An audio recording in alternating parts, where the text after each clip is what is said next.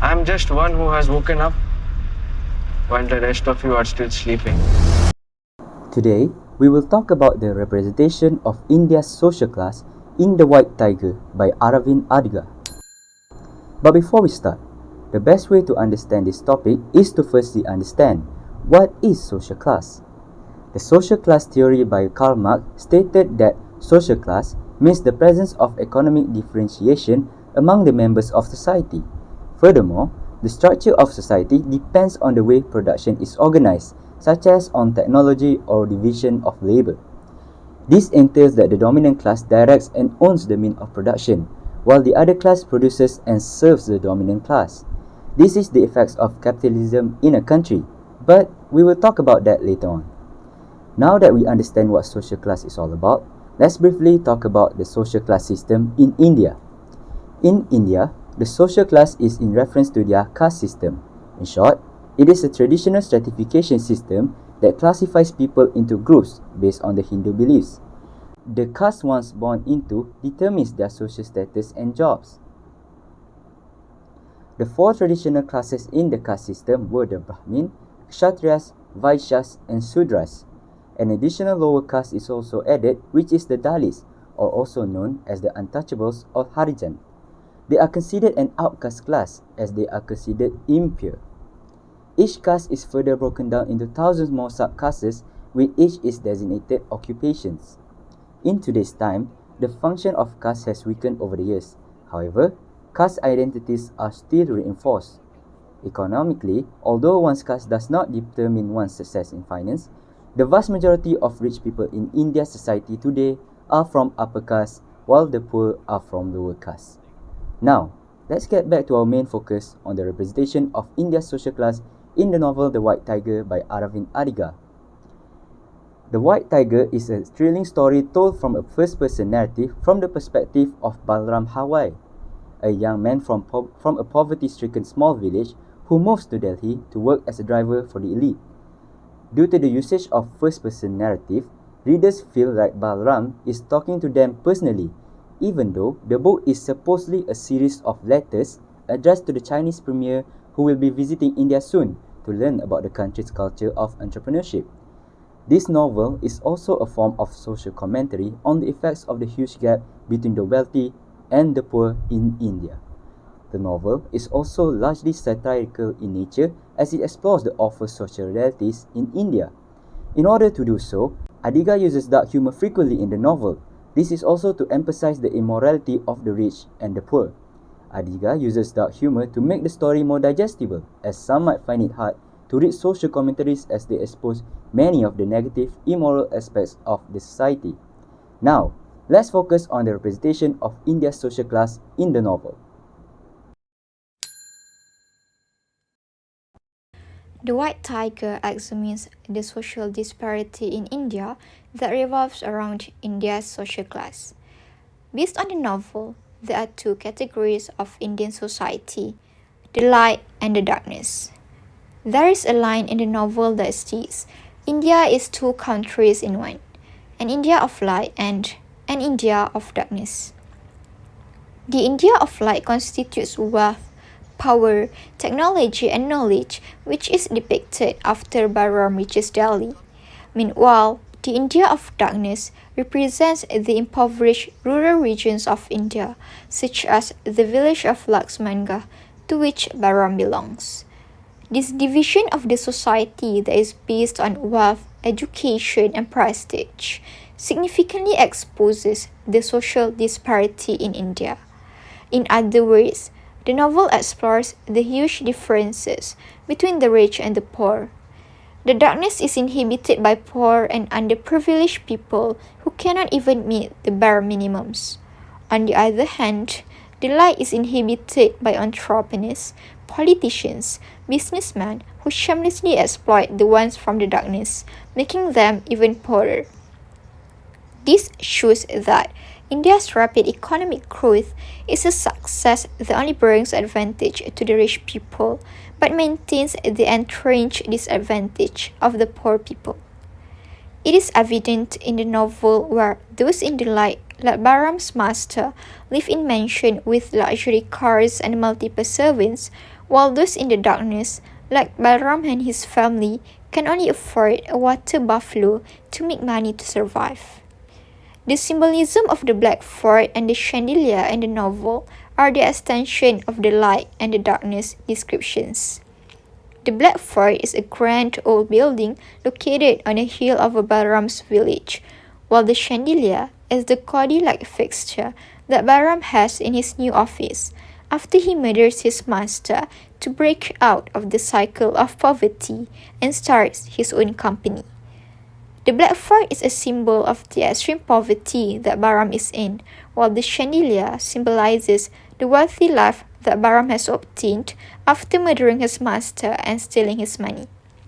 In a nutshell, the novel unmasks the enormous differences between the two groups of Indian society: the light, which is the wealth that is enjoyed only by the rich, and the darkness, which is the deprivation and the impoverishment experienced by the poor. Discrimination against poor people, as portrayed in this novel, is really not uncommon and has been going on for decades. Oftentimes, the poor become the victim of vicious systemic issues such as exploitation and corruption, in this case, capitalism. So, capitalism, as can be seen across the world, has been one of the most worrying concerns of people who live in the lower class. Countries that are currently experiencing poverty are often affected by the demands of capitalist countries as they are vulnerable. India in particular, although there was a growth in their economics, high level of corruption and inequality disrupt their rising chance of becoming one of the world's leading countries in the economy.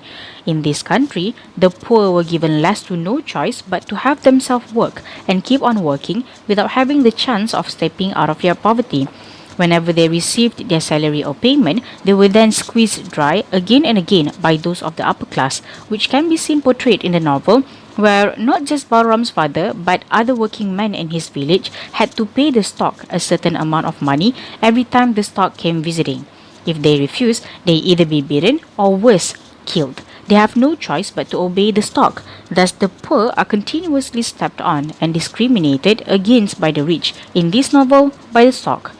Other than that, the loyalty of the poor to their master also contributed to the fact that they, the servant, will never be able to go against them.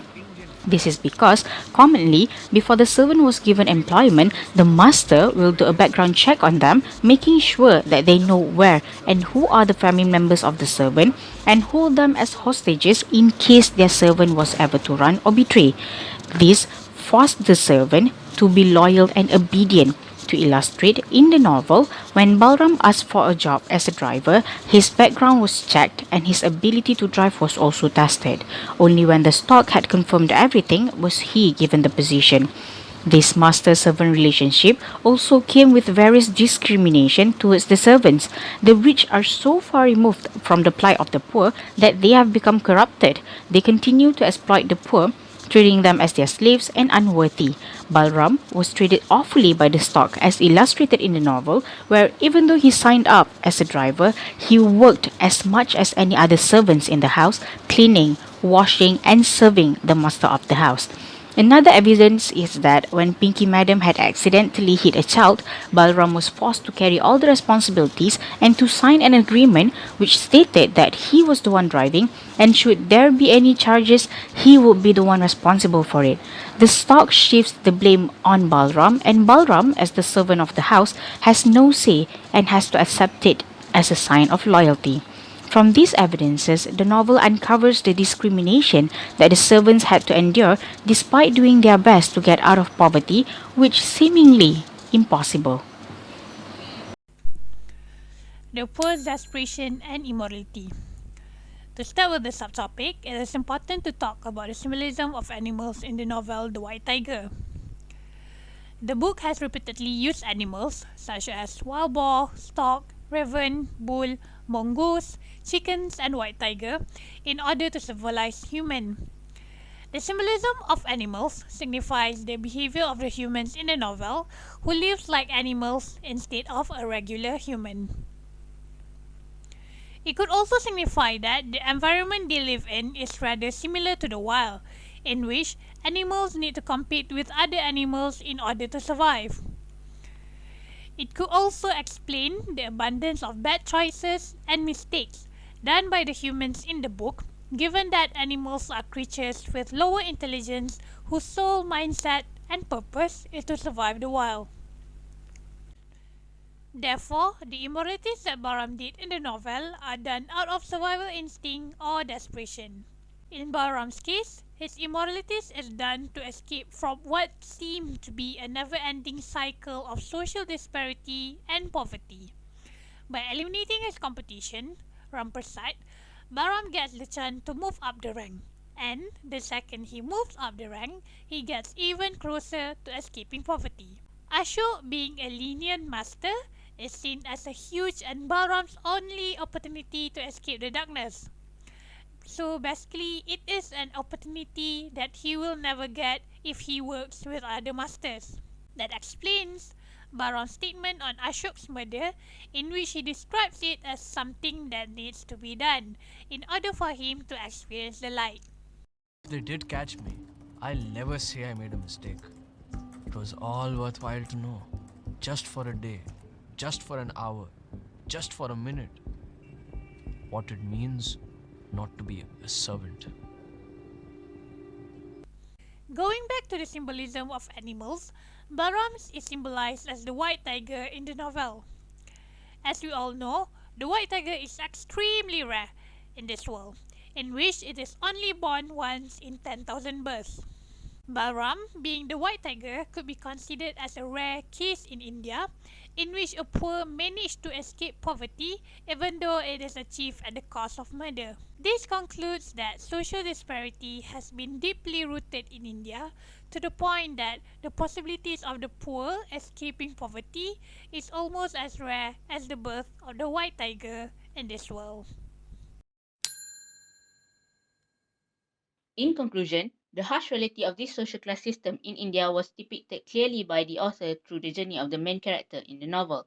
Other than that, the relationship of servant and master illustrated in the novel signified the main issue of discrimination towards the poor.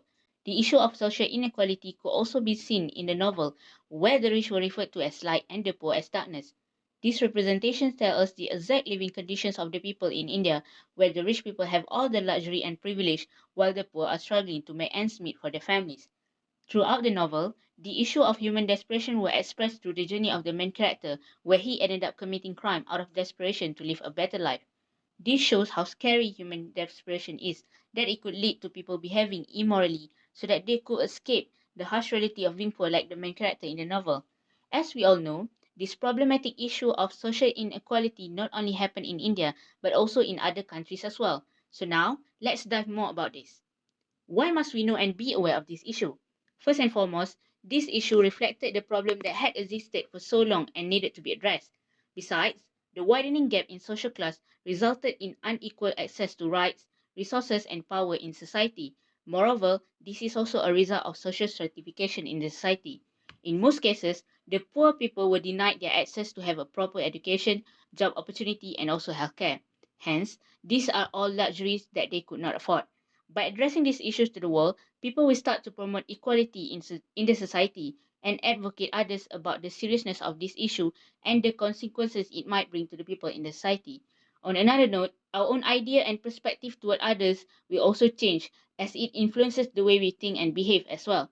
It changed the way we value other people and have empathy and respect towards other people's hardship in life.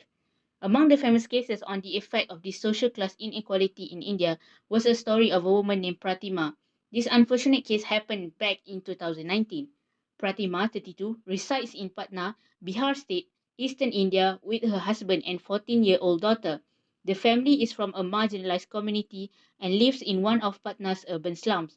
Pratima's twin babies died as a result of delays and poor treatment after she gave birth at her local government clinic. When Pratima got pregnant, she was unable to obtain the maternal health treatment she needed, as well as the necessary guidance to prepare for a healthy pregnancy and birthing. Her infant daughter had died, but her newborn boy was still alive. Pratima and her husband had to find an incubator in a private facility and run up a significant debt to pay for treatment because he was so weak. When their son's funds ran out, he was returned to the government clinic, where he died a few days later. The same situation is also depicted in the novel The White Tiger as well, when Bahram's father died of tuberculosis due to not receiving the proper treatment in time and lack of facilities and doctors. This shows how bad the social class system impacted the people not only in India but sure enough in other countries as well. So, what is your next move?